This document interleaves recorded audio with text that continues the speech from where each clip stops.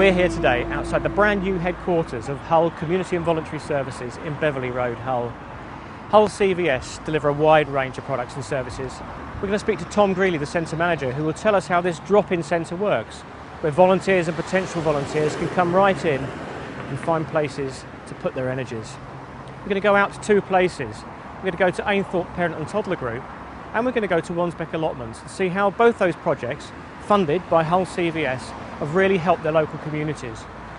One by supporting young families, one by supporting young people, giving them confidence and skills to find long-term employment. Let's speak to Tom Greeley and find out how he makes a little bit of money go a long, long way. Come on. Good morning from CVS. Okay. Hello. Right, well, we're standing here in the Volunteer Centre at Hull CVS. Volunteer Centre Hull is an integral part of Hull CVS. We provide, as you know, at the CVS a range of services for the voluntary community sector across Hull. So besides volunteering, which is very high on the national agenda, we also have the additional services of our links team, grants, information, advice, support, and on top of that we've got our finance services. This particular part of the building is our drop-in centre, where members of the public can come in, inquire about volunteering, meet a member of staff, sit down, log on to the National Volunteering website, www.doit.org.uk, and have a look at anything between 1 and 300 volunteering opportunities to get involved in. Everyone who comes in to us is offered what we call a one-to-one confidential interview with an experienced member of staff, and it's about finding out what your aspirations and your interests are and what area of volunteering you might be excited about. There's about 23 different headings of things you can do as a volunteer, and the role of the volunteer advisor in these interview rooms is to talk to you, find out where you're coming from, what you want to do. There's around about 16,000 people in Hull alone giving a couple of hours a week free of their time to volunteer. We've been out to Ainthorpe Parent and Toddlers Group and Wansbeck Allotments, the community project there that's running. How do you make those things happen? Well, first of all, we work with organisations like Wansbeck and the Toddlers Groups, and indeed another 300 organisations and groups across the city, and we look to see what their volunteering requirements are. We carry out what's known as a volunteering health check, look at their policies and procedures to support volunteers, and we provide training for those who manage volunteers.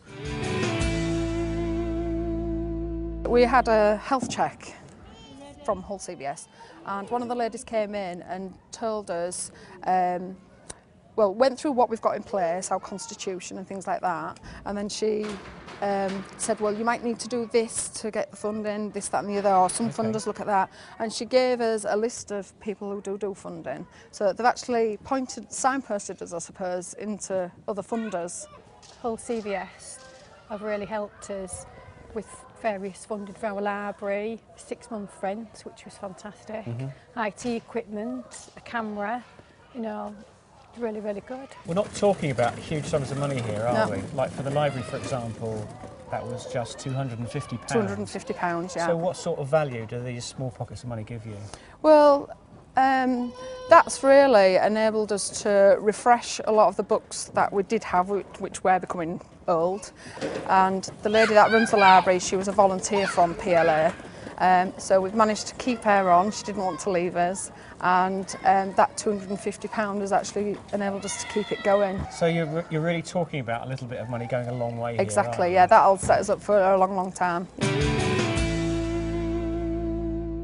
There's lots of interest in volunteering, but there's also about 25 different headings that you can get involved in.